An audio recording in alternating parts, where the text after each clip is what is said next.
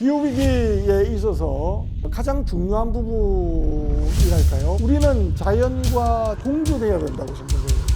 어떻게 하면 사람과 자연이 공존할 수 있을까?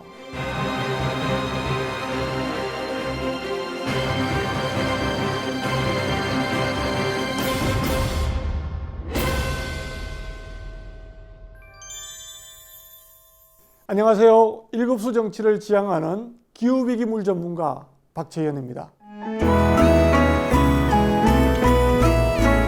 얼마 전에 미국 같은 경우에 캐나다까지 포함해서 엄청난 한파가 왔었죠. 영화 투모로우와 같은 상황이 벌어졌다. 왜 이러한 한파가, 극한적인 한파가 왔을까라는 이유를 놓고 기상학자들이 많은 이야기들을 했습니다. 정말 이것이 기후변화 때문이냐?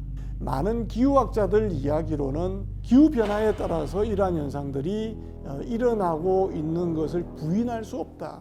지금 현재 우리나라가 겪고 있는 한 곳에서는 엄청난 홍수가 발생했고 또 한 곳에는 극한의 가뭄이 발생했다.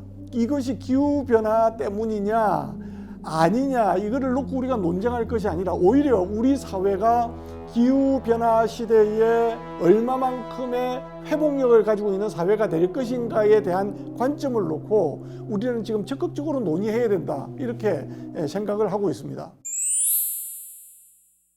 사회적 회복 탄력성이라는 것은 똑같은 하나의 그 재난 사태, 임팩트가 주어졌을 때에 어떤 사회는 잘 견디고 어떤 사회는 오히려 그 시스템이 붕괴되어 버리는 시점으로 전환될 수도 있습니다. 이 회복력이라는 것은 방금 제가 말씀드렸던 것은 사람 중심의 회복입니다.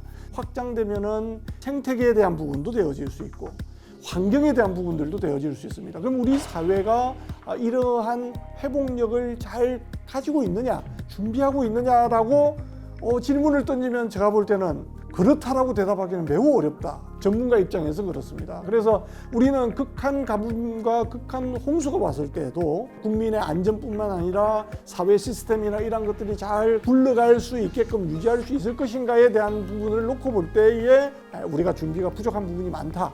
그래서 우리가 사회적인 회복 탄력성을 반드시 높여줘야 된다. 이것은 하드웨어적인 것뿐만 아닙니다. 소프트웨어적인 것까지 다 포함되는 거거든요. 이런 것들을 우리가 준비해야만 된다. 이렇게 말씀드리고 싶습니다.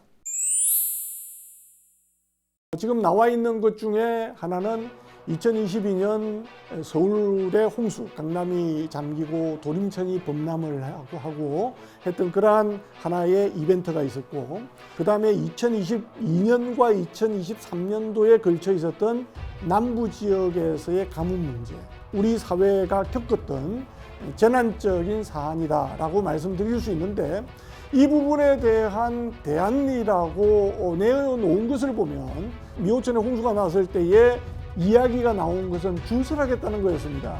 그렇다고 해서 준설이 치수대책으로 가치가 없다라는 얘기는 아닙니다. 하지만 모든 것을 해결할 수 있는 정도의 만능키가 되는 건 절대 아니거든요. 오히려 훨씬 더 복잡하고 훨씬 더 다양하고 정밀하게 우리가 계획을 해야 됨에도 불구하고 정부가 바로 내놓은 것은 준설하겠다.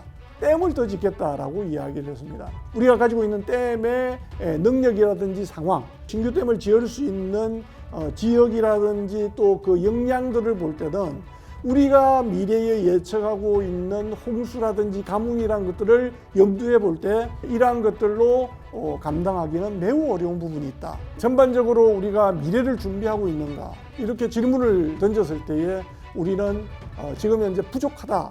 매우 부족하다. 이러한 말씀을 드릴 수밖에 없는 것이 전문가로서의 관점입니다. 참 어려운 이야기입니다. 홍수라는 것은 비가 왔을 때 그 홍수를 빨리 배제시키는 부분들의 역량들을 강화시키면 되는 것이고 또 어쩔 수 없이 홍수가 났다고 하면 국민들의 생명이 피해보지 않게끔 시스템을 강화시켜 주는 것이죠. 워닝 시스템 같은 게 되겠죠.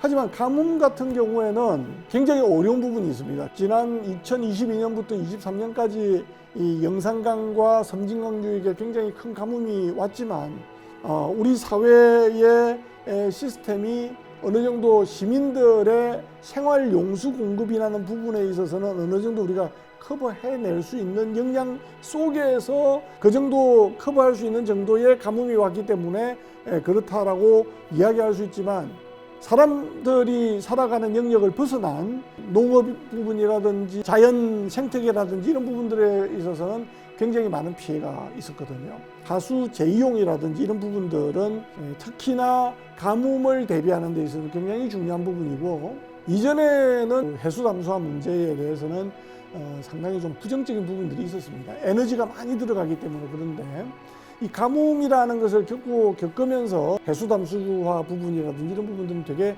중요한 기능을 할 수밖에 없구나 라는 생각들을 하게 됐습니다. 그래서 이러한 대안들을 우리가 좀 잘 만들어 나가면 좋겠다, 이런 생각을 가지고 있습니다. 기후위기에 있어서 가장 중요한 부분이랄까요? 그것은 저는 국민의 생명이라고 생각을 합니다. 국민의 생명을 보호할 수 있어야 된다. 시스템이 보호할 수 있어야 된다. 그러기 위한 여러 가지 시스템들이, 이 정책들이 들어가야 된다라고 생각을 합니다. 두 번째는 자연입니다. 우리는 자연과 저는 공존해야 된다고 생각을 합니다. 어떻게 하면 사람과 자연이 공존할 수 있을까? 큰 방향은 기후위기 상황에서 환경은 변할 것이다. 변하는 것들을 통해서 우리 사회가 회복력을 갖춰야 될 것이다. 사람의 생명뿐만 아니라 우리 생태계도 같이 이 회복력을 가질 수 있게끔 우리가 만들어보자. 그 방향과 더불어서 우리가 갖춰야 될 부분들은, 예를 들면 물 관리를 어떻게 할 것인가, 위협 관리로 가보자. 최근에 4차 산업혁명 기술, ICT라든지 또 IoT라든지 AI라든지 이러한 기술들이 접목됨으로써 훨씬 더 강력한 도구들을 만들어낼 수 있습니다. 유역의 관점에서, 또 하나의 도시의 관점에서, 하나의 시설의 관점에서 나눌 수 있단 말이죠. 그러면 도시라고 봤을 때는 많이 이야기하는 스마트시티. 스마트시티는 보이지 않는 도시 내의 시스템들이 엄청나게 복잡하게 돌아가고 있는 겁니다. 그래서 그러한 스마트시티를 운영하는 그 기술들을 접목해서 우리가 만들어줘야 된다. 이러한 것들이 앞으로 새로운 산업들로 전환될 수 있을 것이다. 미래의 지속 가능한 사회, 또 이러한 것을 선순환 구조로 전환시키는 지혜, 이런 것들이 필요하다, 그렇게 생각을 합니다.